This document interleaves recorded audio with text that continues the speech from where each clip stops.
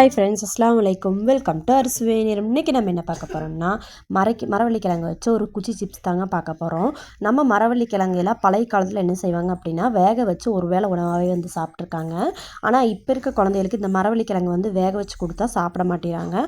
அதனால் இந்த மரவள்ளிக்கிழங்கு வச்சு இந்த மாதிரி டிஃப்ரெண்ட்டாக செஞ்சு கொடுங்க, கண்டிப்பாக சாப்பிடுவாங்க. வாங்க எப்படி செய்கிறதுன்னு பார்க்கலாம். இப்போ நான் வந்து மரவள்ளிக்கிழங்கு எடுத்திருக்கேன். அதை வந்து தோல் சீவி நல்லா கழுகி எடுத்துக்கோங்க.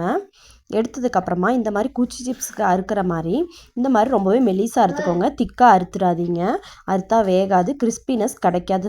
முக்கியமாக இதை வந்து அறுத்து ஒரு 4 தண்ணியில் வந்து நல்லா கழுவிக்கோங்க. கழுவி இந்த மாதிரி ஒரு காட்டன் துணியில் தொடச்சி எடுத்துக்கோங்க. நான் வந்து தொடச்சி எடுத்தாச்சு.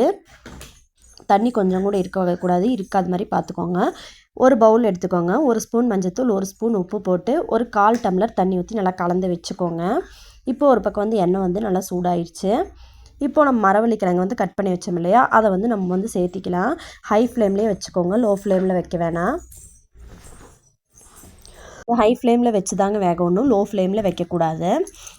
2 நிமிஷத்துக்கு அப்புறம் வந்து கிண்டி விட்டுக்கோங்க. கிண்டி விட்டதுக்கப்புறமா இது ஒரு வேகிற ஸ்டேஜில் வரும் இல்லையா, அந்த ஸ்டேஜில் நம்ம உப்பு மஞ்சத்தூளும் வந்து தண்ணி கலந்து வச்சோம் இல்லையா, அது வந்து கையில் எடுத்து லைட்டாக வந்து தொளிச்சு விட்டுக்கோங்க. ஊற்றக்கூடாது, தொளிச்சு விடுங்க. அப்போ தான் வந்து எல்லா பக்கமும் படும். தொளிச்சு விட்டதுக்கப்புறமா இந்த மாதிரி இருக்கும். இப்போ வந்து நல்லா வந்து கலர் வந்து நல்லா சேஞ்ச் ஆகி நல்லா கிறிஸ்பினஸ்ஸாக வந்துடுச்சு. இப்போ இந்த ஸ்டேஜில் லைட்டாக கருகாப்பிலை தூவி இறக்கிடலாம். இறக்கி அந்த சூட்டோடய நமக்கு லைட்டாக வந்து காரத்துக்கு தகுந்த மாதிரி மிளகாத்தூள் சேர்த்தி நல்லா வந்து கிண்டி விட்டுக்கோங்க. கிண்டி விட்டு எடுத்து தனியாக வச்சுருங்க.